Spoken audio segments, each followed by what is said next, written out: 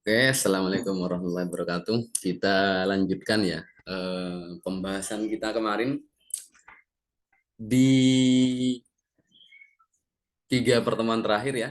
Kita udah ngebahas bagaimana gelombang itu memiliki sifat partikel dan ternyata kita juga akhirnya mengetahui bahwasanya partikel juga memiliki sifat gelombang dan sebagai konsekuensi bahwa partikel memiliki sifat gelombang, di mana gelombang kita tidak bisa mengukur posisi dan panjang gelombang secara tepat bersamaan, secara tepat tanpa adanya ketidakpastian. Maka pada saat kita menganggap bahwasanya ada sifat gelombang dari partikel, maka kita sampai pada kesimpulan bahwasanya kita tidak bisa mengukur eh, posisi dan momentum dari partikel secara bersamaan. Dan itu kita sudah rumuskan kemarin dalam bentuk persamaan, dalam bentuk ketidakpastian Heisenberg. Oke, dan ini beda dengan apa yang udah kita pelajari di fisika klasik, di mana kalau kita bicara mekanika Newtonian ya,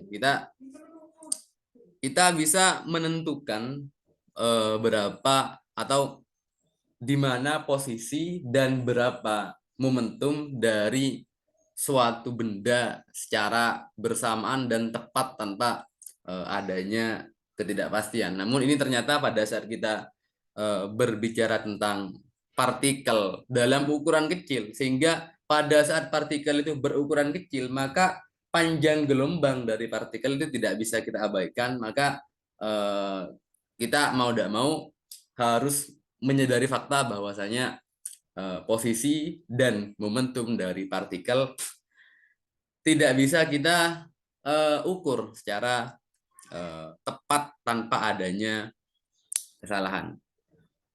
Oke, seperti itu ya. Nah, sekarang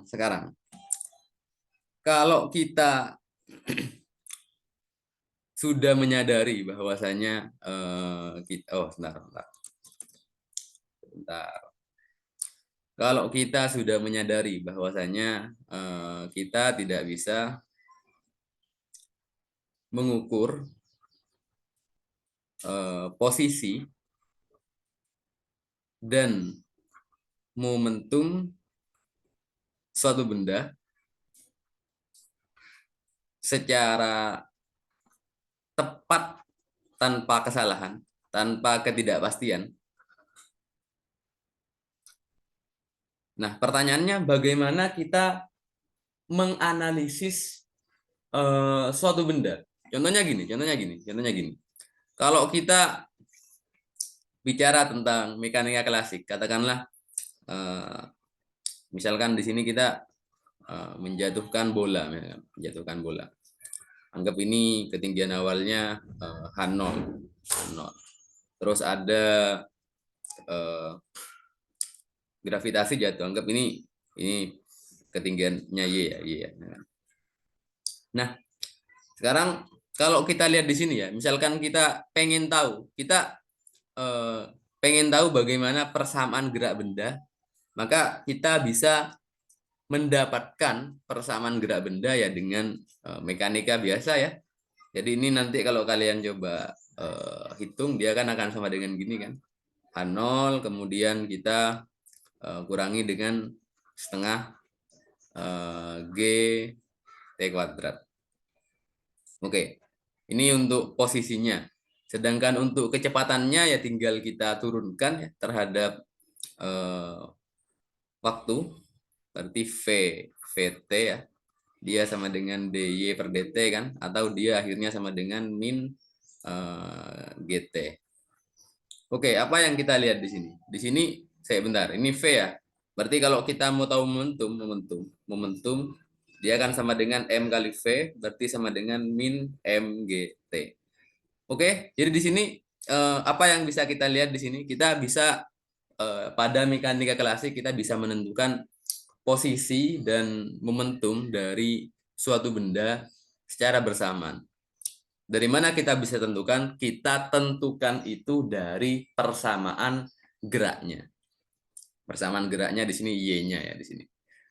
Jadi istilahnya apa ya? Istilahnya di sini fungsi dari persamaan gerak itu untuk memprediksi apa yang akan terjadi pada benda di masa yang akan datang. Contohnya gini, ini kan posisi benda belum kita lepas, tapi dengan persamaan gerak ini kita bisa prediksi, oh kira-kira 1 detik kemudian di mana posisi benda, kemudian berapa momentum benda, itu kita bisa prediksi. Jadi kita gunakan persamaan gerak untuk mendeteksi posisi ataupun momentum dari suatu benda.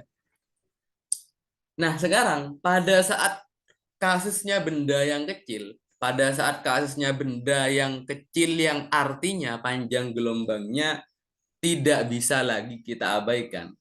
Bisa nggak kita menggunakan persamaan gerak di fisika klasik ini? Udah jelas nggak bisa. Karena ya kita udah pahami ya bahwasanya pada saat kita menganggap apa ya, pada saat kita berbicara benda yang kecil di mana panjang gelombangnya tidak lagi bisa kita abaikan, maka kita nggak bisa menentukan posisi dan momentum dari benda ini secara bersamaan. Ya simpelnya Rek, kalau kalian kemarin tak bahas, oh seakan-akan eh, antara partikel dengan lingkungannya itu tidak sekontras eh, ukuran benda-benda besar. Jadi istilahnya seakan-akan benda itu blur dengan lingkungannya. Jadi di sini kita nggak bisa tentukan secara pasti di mana posisi dan momentumnya. Nah, pertanyaannya, kalau kita wis menganalisis sebuah benda dalam ukuran kecil yang panjang gelombangnya tidak lagi kita bisa abaikan. Nah, pertanyaannya gimana caranya kita memprediksi apa yang akan terjadi pada benda. Kalau pada mekanika klasik ya, kita bisa memprediksi apa yang akan terjadi pada benda dengan menggunakan persamaan geraknya. Tapi kalau kita udah berbicara tentang benda dengan ukuran kecil yang panjang gelombangnya tidak lagi bisa kita abaikan, maka di sini persamaan gerak dari benda itu wes nggak berlaku. Jadi di sini apa yang bisa kita gunakan, mau tidak mau kita tidak lagi menggunakan persamaan geraknya, tapi kita perlu menggunakan persamaan gelombang. Persamaan gelombang untuk partikel. Jadi ini yang akan kita gunakan. Nah, ini ada banyak dan dalam hal ini nanti kita akan bicara tentang persamaan Schrödinger. Oke, sebelum ke sana dulu. Ini santai aja dulu. Nah, oke, kita sudah mendapatkan kesimpulan ya bahwasanya untuk benda yang berukuran kecil di mana kita tidak bisa memprediksi secara bersamaan posisi dan momentumnya, maka mau tidak mau kita harus menggunakan persamaan gelombang. Nah, kemarin aku sedikit nanya kali ya. Ngomong-ngomong tentang gelombang, apa ya? Apa yang dimensinya gelombang partikel ini apa sih? Oke, kemarin kita melambangkan ya kalau gelombang partikel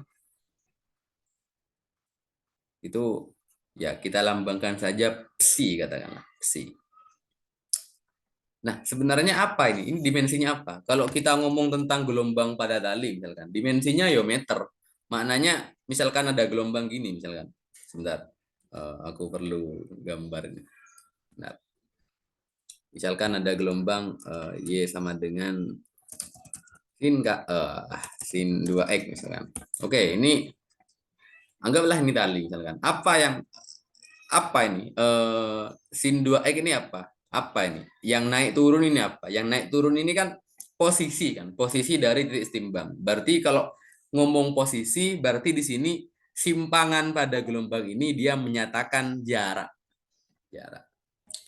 Terus sekarang kalau gelombang bunyi misalkan, gelombang longitudinal. Simpangan itu menyatakan apa? Ya bisa jarak, bisa tekanan. Terus kalau kita ngomong tentang gelombang cahaya misalkan apa sin apa ya? Misalkan ya ada simpangan di situ. Apa yang bergetar di situ kan? Yang berubah-ubah kan medannya. Simpangan di situ menyatakan medannya, entah medan listriknya, entah medan magnetnya. Nah, tapi pada saat kita bicara tentang eh, gelombang partikel, sebenarnya apa sih dia? Si ini apa? Anggap apa satuannya? Di apa meter? Apa kalau tadi gelombang gelombang bunyi kan yang menyimpang itu tekanannya berarti Pascal kan? Terus kalau eh, gelombang apa itu? Gelombang cahaya, gelombang cahaya yang menyimpang medannya ya, medan. Misalkan medan magnet berarti Tesla misalkan satuannya. Sekarang kalau gelombang partikel ini apa ini? Ini banyak orang salah kaprah menganggap oh gelombang ini anggap ada ini sama dengan A cos kx misalkan. Ini dianggap simpangan partikel. Padahal sebenarnya enggak. Padahal sebenarnya enggak. Jadi di sini kalau kita bicara tentang eh, gelombang partikel, di sini eh, ini bukan bukan sesuatu yang istilahnya apa istilahnya ya? Dia nggak punya makna fisik gitu. Dia kita cuma kita mengandaikan kalau partikel itu sebagai sebuah gelombang. Nah, kita namakan gelombangnya itu ini. Gitu. Jadi misalkan misalkan ini tak gambarkan kan. Misalkan ini sama dengan katakanlah misalkan sin kx lah, sin kx. Nah, ya tak samakan sama ini. Nah, kalau kita aku punya partikel, dia persamaan gelombangnya sama dengan sin 2x. Nah, apa maknanya? Makna ini apa? Maknanya atau gini, bentar, ini misalkan sin 2x tak tambahkan sin 3x. Oh, jangan. Sin 2,5x. Oh, jangan. Sin 2,2x. Ah, kecilan. 2,4. Atau gini ya, bentar. Sin 10x tambah sin 9x misalkan. Ini bagus. Oke. Nah, kalau kita lihat di sini apa sih maknanya simpangan di sini? Apa ya? Besi itu apa maknanya di sini? Ya, dia nggak punya makna dia, nggak punya makna fisik. Cuma gini aja. Pada saat ada simpangan besi di situ, maka dia menandakan bahwa eh, apa ya? Di situ itu ada entitas partikel gitu. Di posisi X ini pada saat simpangannya tinggi berarti di sini seakan-akan ini sesuatu yang mewakili partikel. Tapi kalau besi sendiri dia nggak punya arti. Ini kan apa positif terus ini kok ada yang negatif. Maknanya apa? Nggak ada. Nah, eh, baru besi ini bermakna pada saat kita kuadratkan. Pada saat kita kuadratkan. Tapi kuadratnya kuadrat konjugat ya. Baru ini ada makna. Kenapa ini? Coba bentar. Sin ini kan jadinya sin apa? Sin kuadrat kx lah. Oke, gini dulu misalkan. Karena pada saat kita kuadratkan dia ini misalkan. Nah, jangan ini dulu. Atau ada apa lah sin sin 9 kx tadi. Ini tak coba kuadratkan sama aku ya. Sama dengan ini kuadrat. Nah, oke. Nah, baru pada saat dikuadratkan dia punya makna fisis. Apa maknanya? Maknanya kuadrat dari fungsi gelombang partikel itu psi kuadrat itu dia maknanya peluang atau kemungkinan menemukan partikel gitu. Ini kan ada yang besar kan, ada yang besar, ada yang kecil kan. Berarti di daerah sini nih peluang menemukan partikel tuh sangat besar. Kalau di sini itu malah hampir nol gitu. Di sini ya lebih besar dikit, lebih besar gitu. Nah, gitu. Kalau jangan lupa ya kemarin aku yang bikin ilustrasi apa itu gambar gambar apa itu gambar yang agak ngeblur itu kan aku bilang oh anggap oh kalau di titik ini tuh ini 90% bola. Di sini oh cuma 50% bola. Oh di sini oh udah 0,1% bola. Ya anggap gitu di sini. Jadi eh, kalau ini dia peluangnya besar. Peluang bahwa di situ ini merupakan bagian dari bola itu dia besar dibandingkan dengan di sini. Oke, sampai sini dulu aman kira-kira. Aman, Mas. Aman. Oke, sip. Oke itu ya. Jadi eh, kalau kita kemarin kemarin kita wis bicara kan ya bahwa kalau kita wis ngomong tentang benda yang kecil dia nggak sekontras bola Piala Dunia kemarin itu. Dia nggak bisa dikatakan di titik ini bola di titik ini enggak. Jadi kita kalau kita ngomong benda-benda yang kecil kita udah bicara tentang probabilitas atau kemungkinan atau peluang. Nah, di sini eh, si mana itu tadi? Bentar. Si dia mewakili mewakili bahwa apa ya? Ada entitas partikel di situ. Tapi apakah dia psi ini punya makna fisis? Dia nggak ada.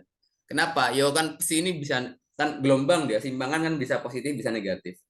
Kalau peluang kan pasti positif kan, antara 0 sampai 1 kan, ada yang negatif. Jadi kita baru bisa apa ya, menginterpretasikan psi ini kalau sudah kita kuadratkan dan dia bermakna peluang menemukan partikel. Nah, jadi itu yang dinamakan interpretasi Max Born. Interpretasi Max Born. Yang mana ini nih gak ada makna fisis, gak ada makna fisis. Tapi kuadrat dari ini dia artinya peluang keberadaan partikel. Oke, sekarang kalau misalkan aku punya diagram misalkan 0, 1, 2, bla bla bla sampai tak hingga. -1, -2, bla bla bla sampai min tak hingga. Oke, sekarang katakanlah aku pengen nyari sebentar sebentar. Tak geser dikit. Aku perlu mengcopy dari gambar hari kemarin. Bentar. Hari ke-17. Loh, wah, parah gak ke-save lagi. Bentar, bentar. Aku nyoba nyari gambar. Se.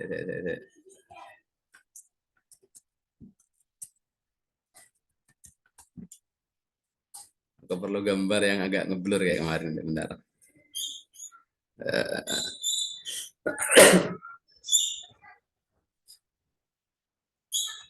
nah, ini.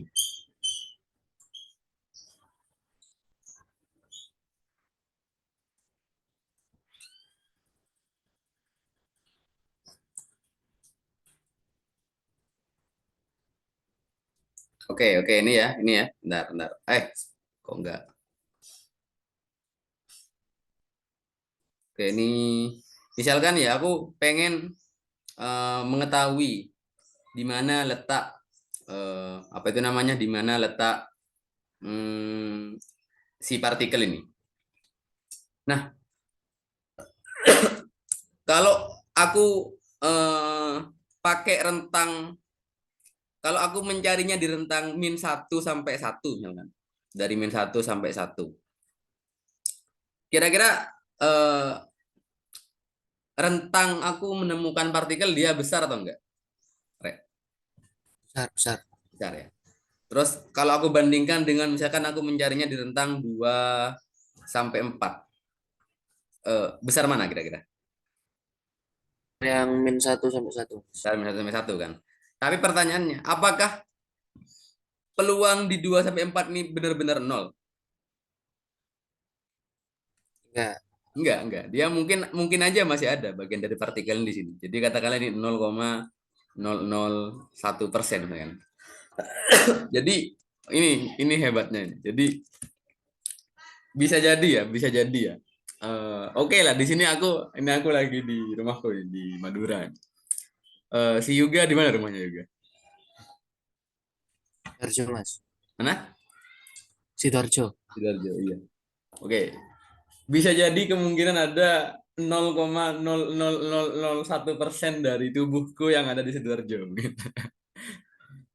Tapi kalau misalkan apa ya? Kalau misalkan kita nyari, anggap aku pengen nyari partikel ini. Kan tadi aku bilang, oke lah, kalau kita lihat sekilas partikel ini ya kemungkinan paling besarnya ya ada di rentang -1 sampai 1 kan. Tapi nggak menutup kemungkinan ada bagian dari partikel yang terletak di sini. Ya meskipun sangat kecil. Kayak tadi aku bilang, mungkin aja ada 0,00001% dari badanku, dari tubuhku yang ada di Sidoarjo, atau mungkin ada di planet Mars misalnya. Nah, itu jadi semuanya ini ada keterkaitan. Oke, nah tapi meskipun begitu, kalau kita anggap aku pengen mencari partikel ini. Kalau aku mencari partikel ini dari jarak min tak hingga sampai tak hingga, artinya aku mencari di semua ruang. Pertanyaannya, eh, pasti aku temukan partikel enggak?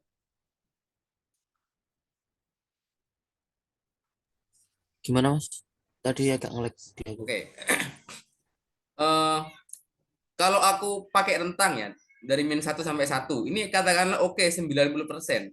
Kalau aku pakai rentang 2 sampai 4, oke mungkin cuma 3%. Pertanyaannya, kalau aku mencari partikel di rentang min tak hingga sampai tak hingga, pertanyaannya berapa persen peluang aku menemukan partikel? 100%, Mas. 100. Kalau aku mencari di jarak dari min tak hingga sampai tak hingga, maka eh, aku pasti menemukan partikel itu. Nah, oke.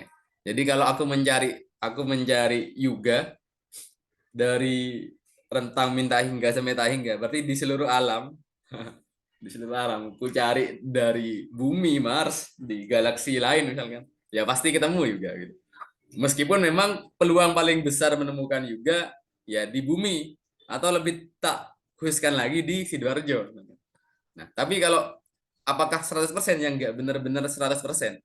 Ya mungkin 99,999%. Bisa jadi ada 0,0001% dari tubuh Yuga yang ada di planet Mars mungkin. Oke, itu ya.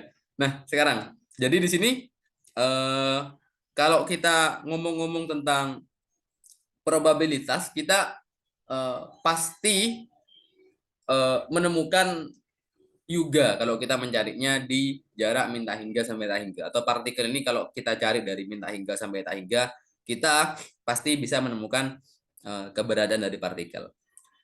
Nah, tadi aku bilang kalau psi kuadrat dia menandakan peluang keberadaan partikel. Ini buktinya tadi, mana tadi? Dia kalau kita ngomong-ngomong peluang dia pasti positif kan. Nah, jadi apa maknanya? Kalau kita mengintegralkan dari min tak hingga sampai tak hingga dari psi kuadrat sepanjang x ya. Jadi dari x tak min tak hingga sampai tak hingga kita integralkan psi, maka dia harus sama dengan 100%. Artinya kalau kita mencari suatu benda dari min tak hingga sampai tak hingga, dia harus ketemu benda itu. Jadi ini sama dengan 100% itu kan 1 kan. Nah, oke. Ini kalau kita bicara satu dimensi ya. Kalau 3 dimensi ya berarti ini bukan dx tapi dv. Oke, jadi ini interpretasi Max Born untuk satu dimensi. Nah, kalau kalian nanya apa dimensi dari psi ini? Dimensi dari psi ini apa sih? Kalau kecepatan kan dimensinya meter per sekon kan. Kalau gaya berarti kilogram meter per sekon kuadrat. Kalau apa satuan dari ini apa satuan? Kalau kata Pak Feb itu ya, yang membedakan kita dengan orang matematika, kita ini peduli dengan satuan. Jadi di sini aku pengen kasih tahu kalian, Ya, psi sendiri di sini ada satuannya. Apa satuannya? Lihat di sini. Nah, kalau integral dari ini dia sama dengan satu ini kan nggak ada satuannya kan. Sedangkan ini dx ini kan satuannya meter. Maka mau tidak mau satuan dari ini, satuan dari psi kuadrat, dia satuannya harus sepermeter. Nah, sedangkan satuan dari psi sendiri, maka mau tidak mau dia harus apa itu meter pangkat setengah atau meter pangkat min setengah. Oke, ini satuan dari psi ya. Nanti kalian bakal ketemu terus sama psi. Nggak di fish mode, nggak di quantum, ketemu terus nanti. Jadi just info aja biar nggak bingung. Nah, tapi jangan lupa ini untuk satu dimensi ya. Nah, lucunya psi ini dia kalau dimensi jumlahnya beda, anggap 3 dimensi, dia beda, bukan meter pangkat min setengah. Kenapa? Karena ini minta hingga sampai tak hingga dari psi kuadrat. Kalau 3 dimensi kan jadi dx, dy, dz kan. Nah, dia sama dengan 1. Yang maknanya dia ini kan meter pangkat 3 kan. Berarti mau tidak mau psi kuadrat itu dia satuannya harus seper meter pangkat 3. Sehingga psi sendiri dia satuannya seper meter pangkat 3/2 atau meter pangkat min 3/2. Oke, itu ya. Nah, oke. Di sini kita sudah mendapatkan kesimpulan bahwasanya kita nggak lagi bisa mencari memprediksi apa yang akan terjadi pada benda dengan hanya menggunakan persamaan gerak untuk partikel. Ini udah nggak bisa ya. Ini udah nggak bisa. Jadi mau tidak mau kita harus gunakan persamaan gelombang untuk partikel. Dan di sini kita lambangkan persamaan gelombang partikel itu dengan psi. Apa psi ini? Psi ini dia ya nggak punya mana fisis, tapi kalau suatu benda dia ada psinya, berarti maknanya saat apa ya? Istilahnya, oh ini menunjukkan oh ada entitas partikel di sini, ada suatu benda lah di sini.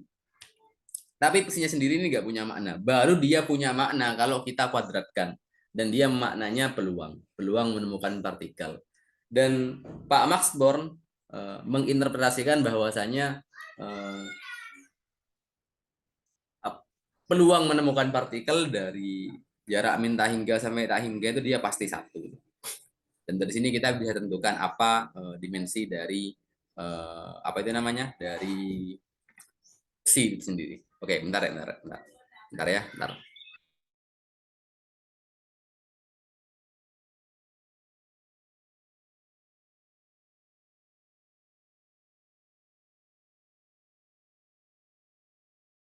Oke, kita lanjut ya, bentar. Nah, sekarang yang jadi pertanyaan, bagaimana kita menggambarkan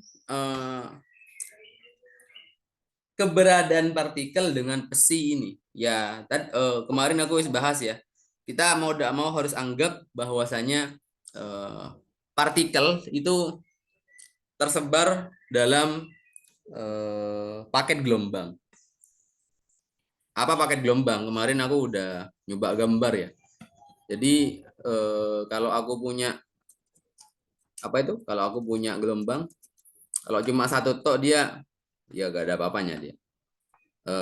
Kita nggak bisa menganggap, kita nggak bisa menggambarkan partikel dari sini. Tapi kalau dia sudah penjumlahan dari gelombang, misalkan gini, 10x tambah sin 9,5x tambah sin 9x tambah sin 8,5x. Nah, kita bisa lihat ya, dia dan ada satu lokasi di mana dia terpusat gitu. Nah, di sini ya kita anggap partikel tersebar dalam ini. Nah, oke, Rek. Ini just info aja ya. Di fisika gelombang nanti kalian bakal dapat tentang paket gelombang. Paket gelombang itu dia superposisi dari gelombang. Dan di sini kalau kita lihat ya, ini ada yang disebut dengan nama bentar. Ini ya, ini kan ada gelombang, ini ada gelombang. ada gelombang yang ini yang warna hitam, tapi seakan-akan di sini gelombang ini diselimuti oleh gelombang yang ini. Nah, seakan-akan. Nah, ini yang disebut dengan nama selimut gelombang. Nah, pertanyaannya, eh, kalau kita menganggap partikel itu sebagai gelombang, pertanyaannya kecepatan partikel itu kecepatan yang mana?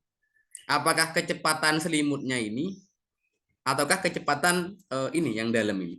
Nah, ini kalau di Fischl ya nanti. Ya, ini aku just info aja. Nanti di Fischl itu ada yang namanya kecepatan fase, ada yang namanya kecepatan grup.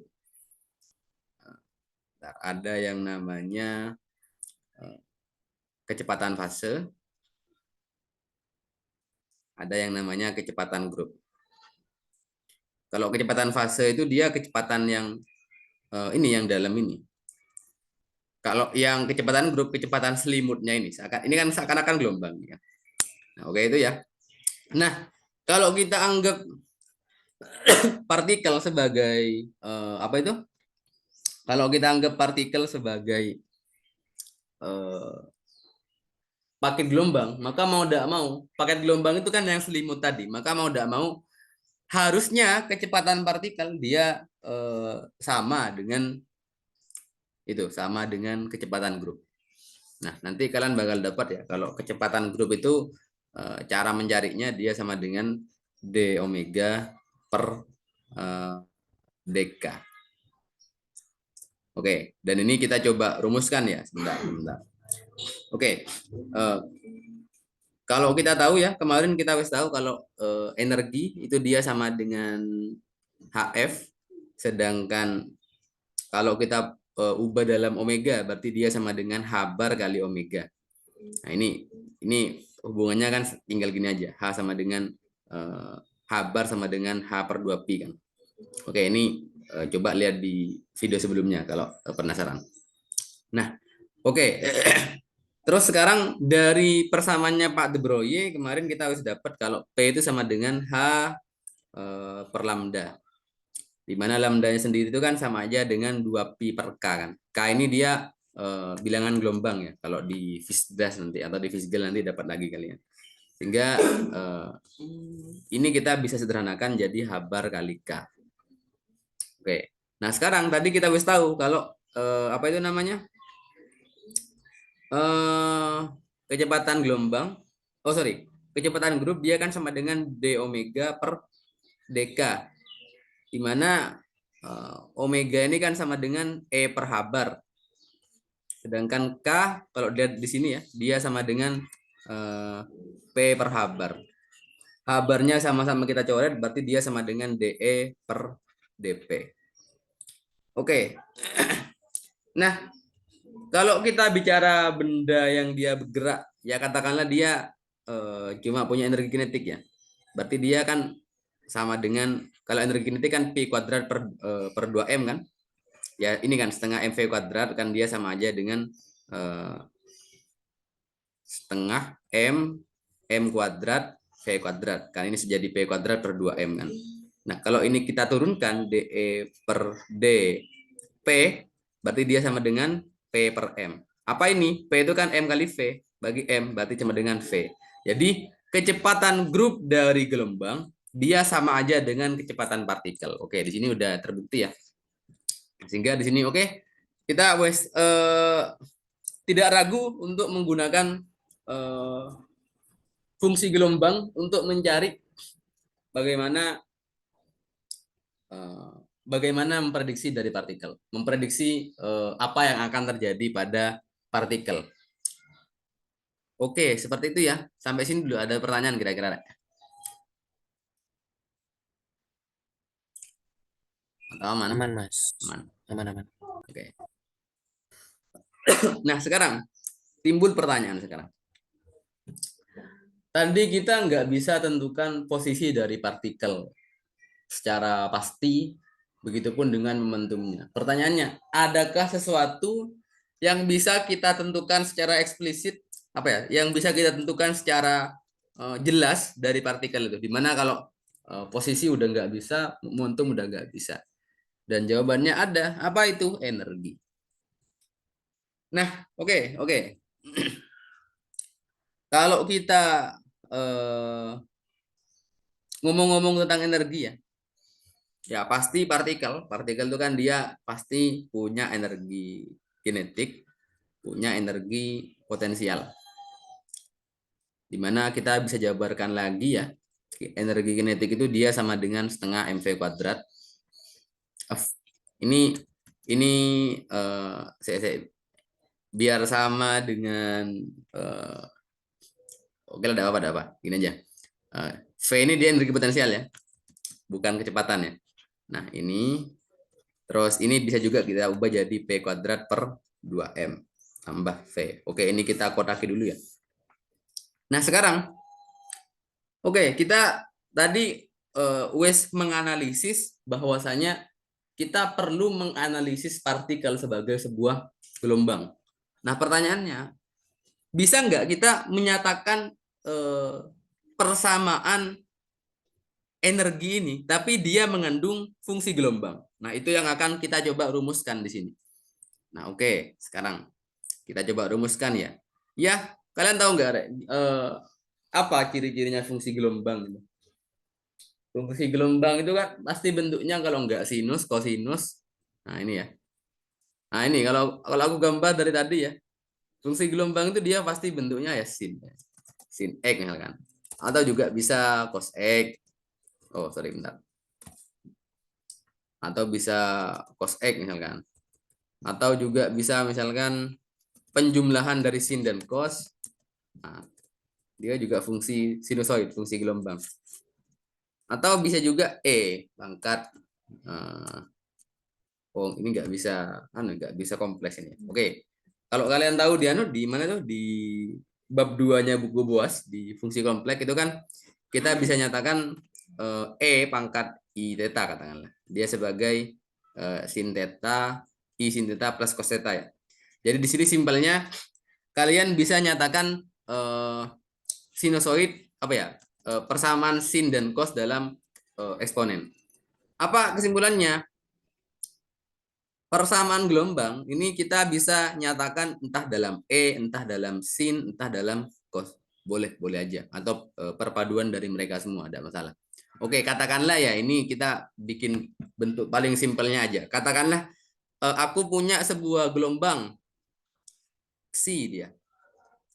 Fungsi gelombang ya kita pakai lah katakanlah. Pangkat i. Nah, fungsi gelombang itu kan dia ada komponen ruangnya Kx, kemudian ada komponen waktunya. Oke, ini kalau kalian bingung tidak apa-apa. Nanti kalian bakal dapat lagi di Fisgal nanti ini.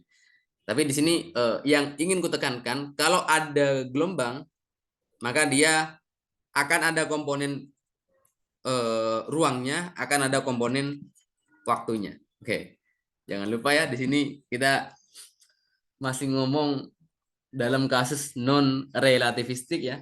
Jadi untuk benda yang kecil aja. Jadi kita nggak pakai ruang Minkowski dan segala macamnya itu.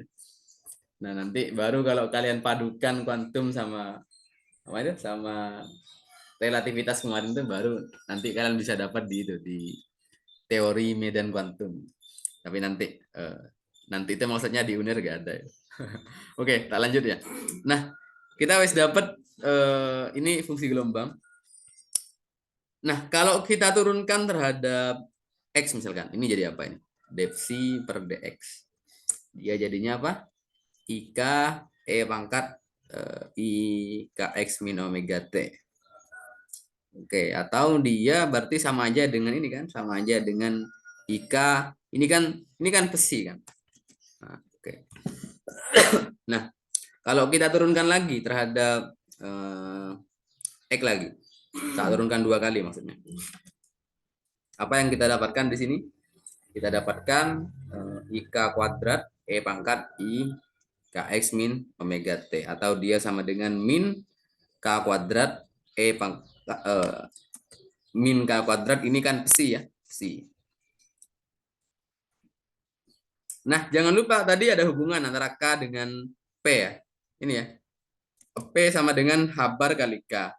Sehingga K ini dia kita bisa tuliskan sebagai P kuadrat per H bar kuadrat psi. Oke, itu ya. Nah, oke.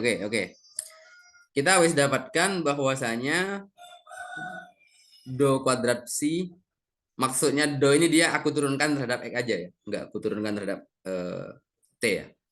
Dia sama dengan min p kuadrat per h bar kuadrat psi. Atau di sini kita dapatkan min h bar kuadrat do kuadrat psi per do x kuadrat, dia sama dengan p kuadrat psi. Oke, ini kita simpan dulu ya. Ini kita simpan.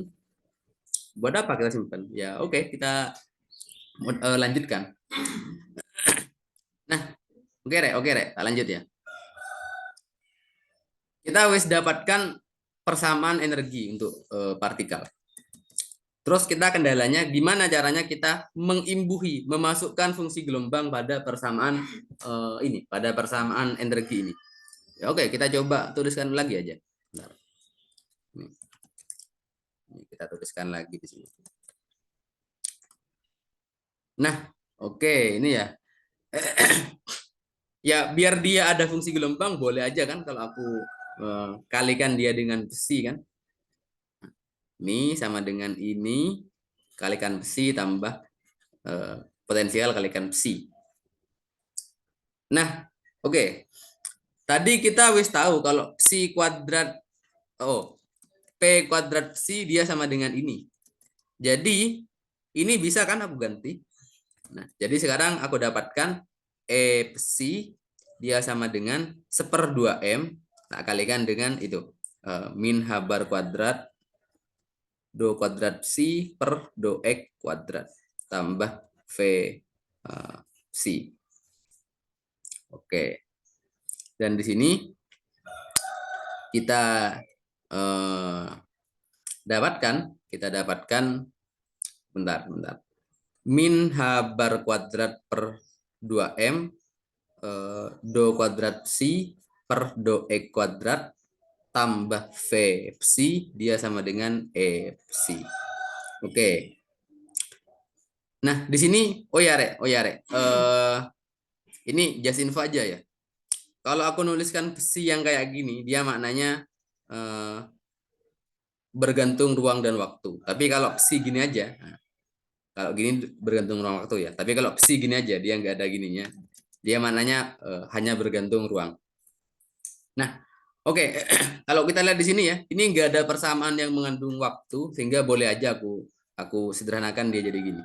Min, aku pakai yang fungsi ruang aja dia tidak masalah. Nanti. Bentar. Ini, kok warna hijau. Ini per do x kuadrat, kemudian dia tambahkan v psi, dia sama dengan e psi. Oke, ada yang bisa nebak nggak? Ini persamaan apa ini?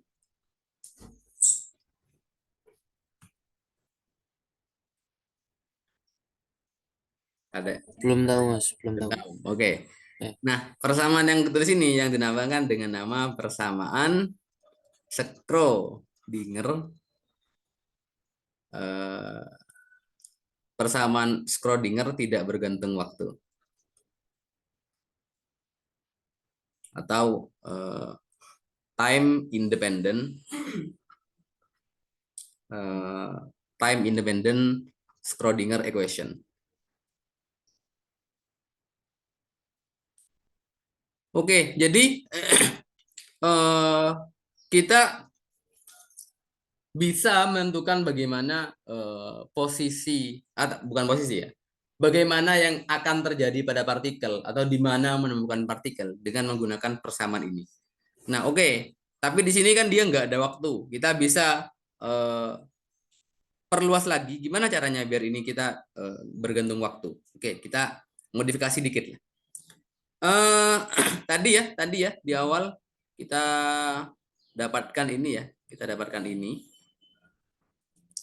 Ini kita tuliskan lagi ya. Nah. Ini kalau aku turunkan terhadap waktu apa yang terjadi? Berarti dia sama dengan min I omega E pangkat I KX min omega T, atau dou psi per dot T dia sama dengan min I omega. Ini kan sama aja dengan psi itu sendiri kan. Nah, oke itu ya. Nah, sekarang tadi kita wes tahu bahwasanya energi itu kan sama dengan H bar kali omega. Atau energi kali psi dia sama dengan H bar omega kalikan psi. Sehingga ini sebentar. Kalau ini aku habarnya tak pindah ruas, berarti psi per habar dia sama dengan omega kali psi. Terus kalau sama-sama aku kalikan dengan min I, misalkan. Min I per habar psi dia sama dengan min I omega psi. Nah, sekarang lihat tadi. Min I omega psi dia sama aja dengan do psi per do T. Jadi ini dia sama aja dengan ini ya. Bentar. Sama aja dengan ini. Nah, ini. Sehingga kita dapatkan min I per habar psi dia sama aja dengan do psi per do T. Oke. Kalau ini kita pindah ruas, berarti psi sama dengan min H bar per I do psi per do T. Sekarang kalau ini aku kalikan I semua. Berarti psi sama dengan min H bar per I. Ini tak kalikan I per I, dah masalah kan? Do psi per do T. Oke.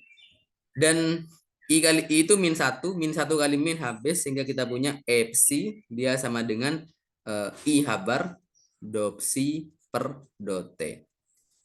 Oke, Rek, itu Rek. Kita bisa ubah kalau gitu. Psi yang di sini kita bisa ubah jadi ini. Kita bisa ubah jadi ini, bentar. Ini tak tuliskan ulang. Ini tak tuliskan ulang. Oke. Psi-nya tak ganti ya, sehingga kita punya sekarang ini per do E kuadrat tambah V psi sama dengan I H bar do psi per do T. Oke, ini tak hapus lagi. Oke, dan apa yang kutulis ini yang disebut dengan nama persamaan Schrödinger bergantung waktu. Oke, atau time dependent Schrödinger equation. Oke, ini Rek, kalian akhirnya wes dapat senjata ya untuk merumuskan apa yang terjadi pada partikel, tapi dengan menggunakan pendekatan gelombang. Di sini ya sebenarnya persamaan Schrödinger ini dia persamaan energi kan. Jadi kan simpelnya ya. Ini kan energi kinetik kan, ini potensialnya, ini energi total gitu aja. Nah, seperti itu Rek. Sampai sini dulu, ada pertanyaan kira-kira. Berarti bentuknya itu sama kayak yang energi kinetik gitu, yang rumus Apa? energi total. Kenapa? Berarti bentuknya sama kayak rumus energi total itu. Iya, sama aja sebenarnya. Ini kan nih, bentar. Kan awalnya ini kan kita turunkan dari ini kan, dari ini. Ini terus kita dengan memodifikasi dengan memasukkan psi ini ke fungsi energi itu kita dapatkan ini kan. Terus kita dapatkan ini. Ini itu kan sebenarnya sama aja dengan energi kinetik tak kalikan dengan psi. Kalau yang ini kan ya potensial kalikan psi. Ini energi total tak kalikan psi. Tapi ini bentuk yang tidak bergantung waktu. Kalau mau bergantung waktu ya wes tak modifikasi lagi. Akhirnya dapat persamaan ini. Nah, oke. Sekarang sebelum tak lanjut lagi, ada beberapa ciri-ciri dari psi yang perlu kalian tahu. Ada beberapa ciri-ciri dari psi atau fungsi gelombang. Jadi psi ada beberapa syarat ya. Ada beberapa, bukan ciri nih, syarat harusnya. Ada beberapa syarat yang harus dipenuhi oleh psi. Oke, yang pertama, psi dia harus memenuhi persamaan Schrödinger. Ya pasti ini. Oke, terus yang kedua, kalau kita bicara psi X, begitupun turunannya, d psi per ini tak tulis psi aja lah, d psi per dx, maka dia harus kontinu. Nah, ini balik lagi ngulang tentang kalkulus ini. Apa makna dari suatu fungsi itu kontinu? Oke, makna dari fungsi kontinu itu gini. Bentar, ini tak gambarkan di sini apa. Oke, kalau fungsi gini, ada fungsi bentuknya gini. Srit. Nah, oke. Dia kontinu dia. Tapi kalau ada fungsi gini, ada fungsi gini. Srit. Terus tiba-tiba kepecah, muncul lagi dari sini. Srit. Nah, dia fungsinya nggak kontinu.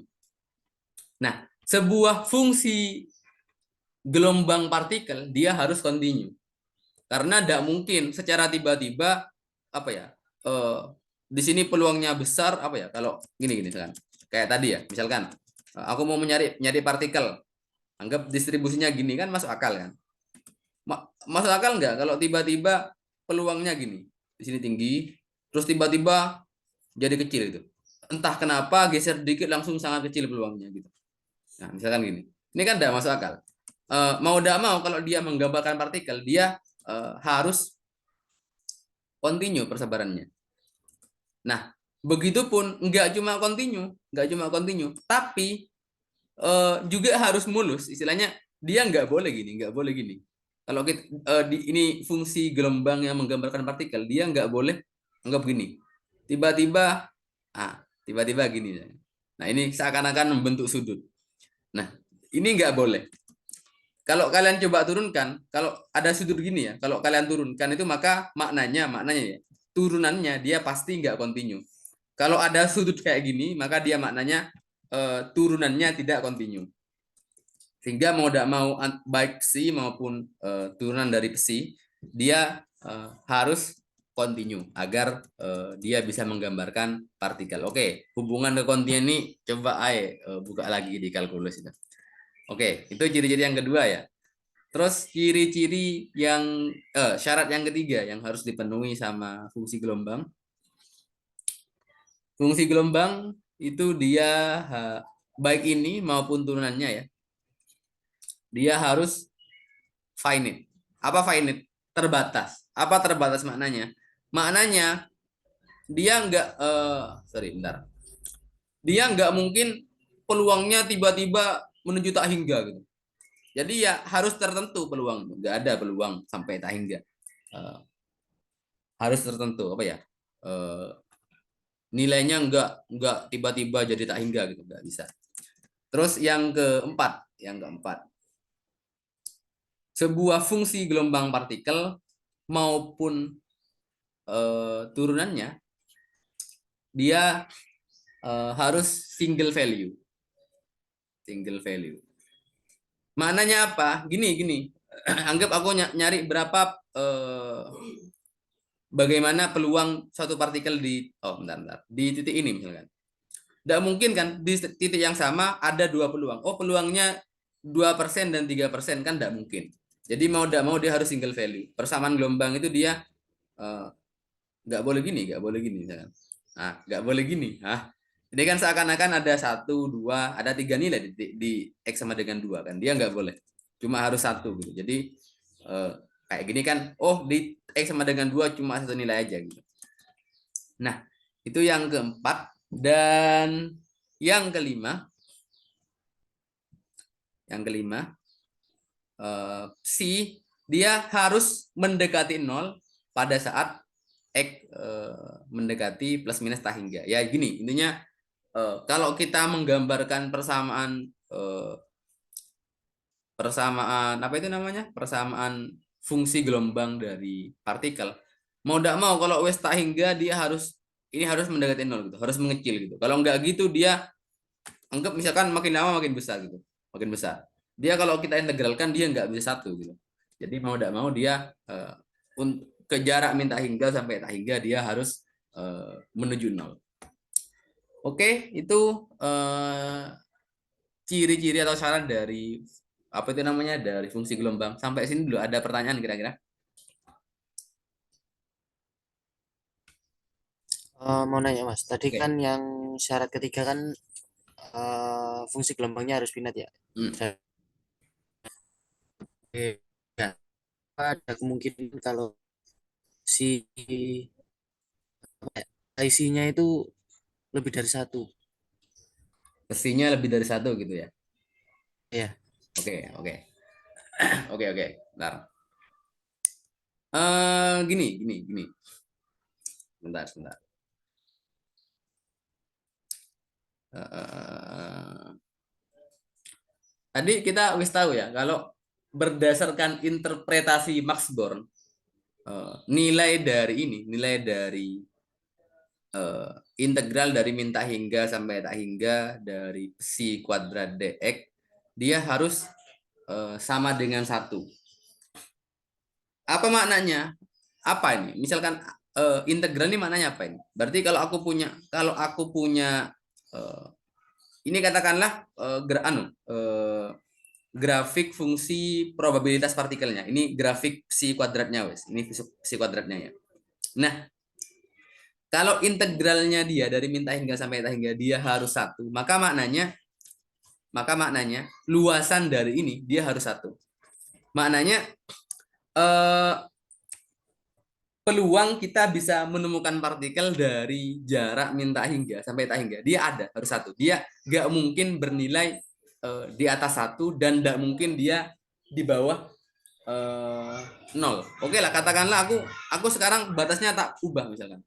Aku pengen ngitung dari nol sampai 4 misalkan. Berarti integral dari nol sampai 4. Nah, dari ini misalkan.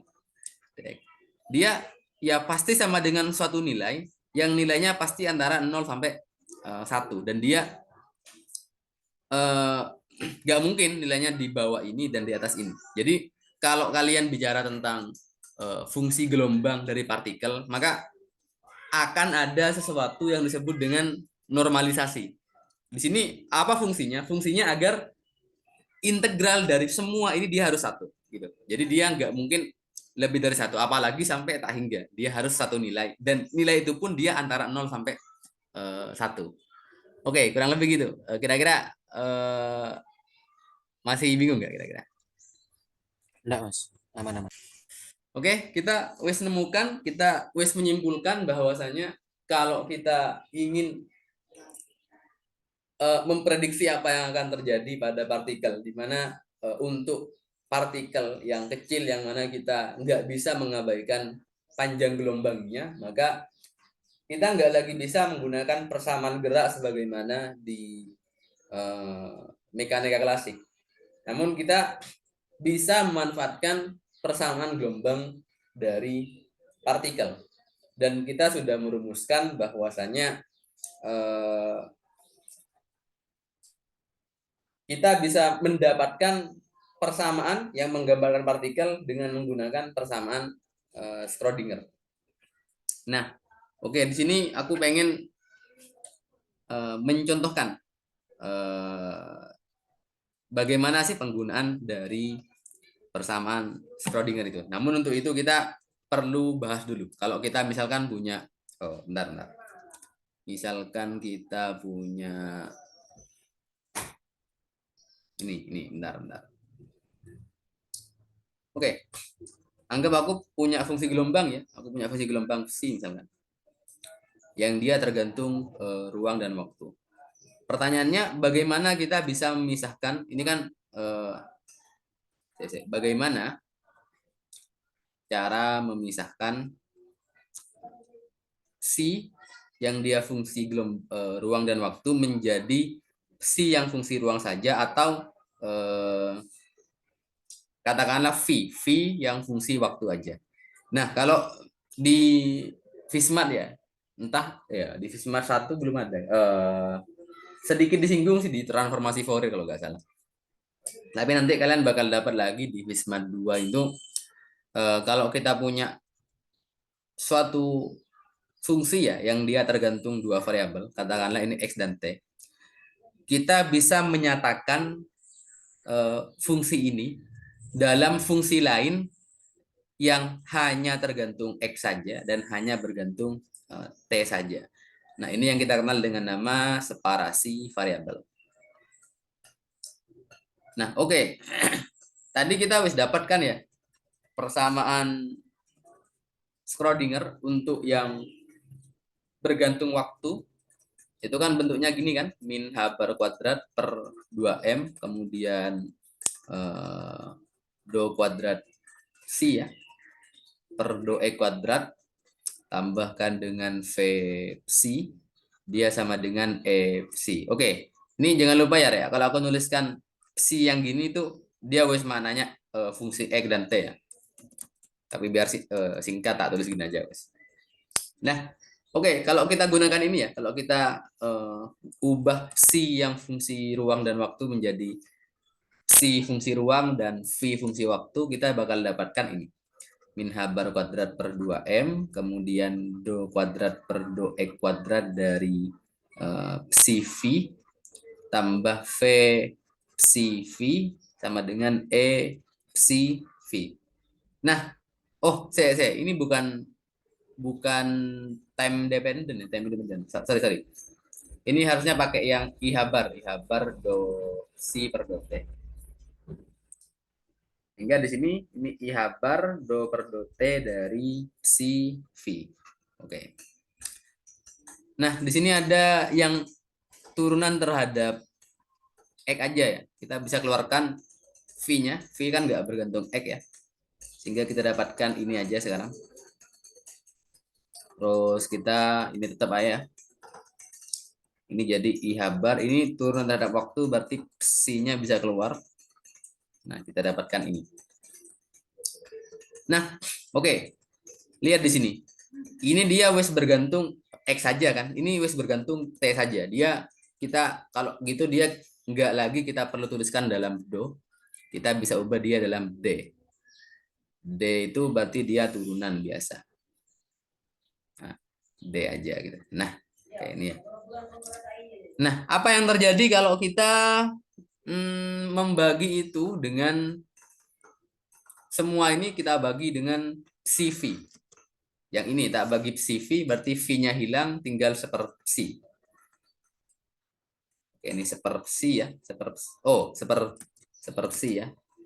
Ini D kuadrat psi per DE kuadrat tambah V sama dengan I bar. Kalau ini tak bagi CV berarti seper V dV per dt. Oke, kita dapatkan ini. Tak perkecil dikit. Lihat di sini. Di ruas ini dia hanya fungsi yang bergantung X. Di ruas ini dia hanya fungsi yang bergantung T. Kalau aku punya sebuah persamaan yang dia hanya bergantung X saja dan dia sama dengan persamaan yang hanya bergantung dengan T saja, maka dia menandakan bahwasanya baik ini maupun ini itu sebuah konstanta. Oke, itu kalau lebih lanjutnya kalian bakal dapat di Vismat itu. Karena ini merupakan suatu konstanta, maka dia sama dengan konstanta. Nah, dan kebetulan di sini dia kan satuannya energi. Ya, apa yang konstan di sini? Ya, energi total. Jadi kita lambangkan saja di sini E. Oke, seperti itu ya. Dan apa jadinya ini kita bisa pecah? Kita bisa pecah jadi dua. Pertama, fungsi yang ini, fungsi ini sama dengan E, dan yang kedua fungsi ini. Oke, ini ya. Nah, benar. Yang kedua itu fungsi ini. Ini tadi kita wis tahu namanya persamaan Schrödinger tak bergantung waktu ya, tak bergantung waktu. Nah, ini kan sama aja dengan tadi kan. Kalau psinya tak pindah ruas kan sama aja. Nah, sedangkan yang bawah ini kita bisa selesaikan. Ini solusi ruang untuk persamaan Schrödinger, yang ini solusi waktu untuk persamaan Schrödinger. Ini bisa kita selesaikan nih. Nih, jadi sebentar. dv per dt sama dengan apa itu? EV per I bar. Kalau kita integrasi, oke. Bentar. Sorry. Itu kalau kita pindah ruas berarti jadi E per I bar kalikan dt ya. Oke. dt-nya tak. Gini ya, bentar. Ini tak tulis ulang. Sepervi dv sama dengan E per I bar dt. Oke, ini kalian integralkan, kalian bakal dapatkan solusinya ya. V dia sama dengan E pangkat min I E per H bar T. Dan E per H bar itu kan sama aja dengan omega. Berarti dia sama dengan E pangkat min I omega T.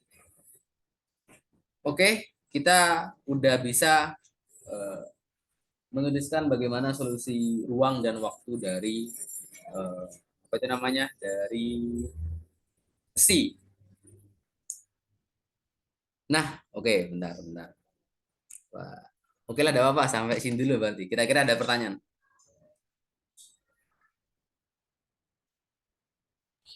Aman, Mas. Nah, oke Rek, kita wes dari awal tadi kita sudah merumuskan bagaimana senjata untuk menghadapi suatu partikel yang dia sangat kecil, di mana kita bisa memprediksi apa yang terjadi dengan partikel dengan memanfaatkan ya senjatanya itu persamaan Schrödinger. Nah, tinggal pertanyaannya bagaimana kita mengaplikasikan persamaan ini. Bagaimana kita mengaplikasikan persamaan ini pada contoh kasus. Oke. Ya, misalkan aja gini. Misalkan aja aku punya ini misalkan aku punya inti atom. Di sini juga inti atom. Tiba-tiba di sini ada elektron gitu. Oke, katakan ini tak batasi ya, hingga dia nggak bisa gerak ke arah lain. Nah, pertanyaannya, kalau ada inti atom di sini, dia ini kan bermuatan positif kan, sedangkan elektron dia bermuatan negatif. Berarti kan ada potensial di sini. Ada potensial, maknanya elektron ini dia punya energi dia. Dia bisa aja gerak. Di sepanjang ini. Nah, pertanyaannya, di manakah letak dari elektron? Apakah di sini?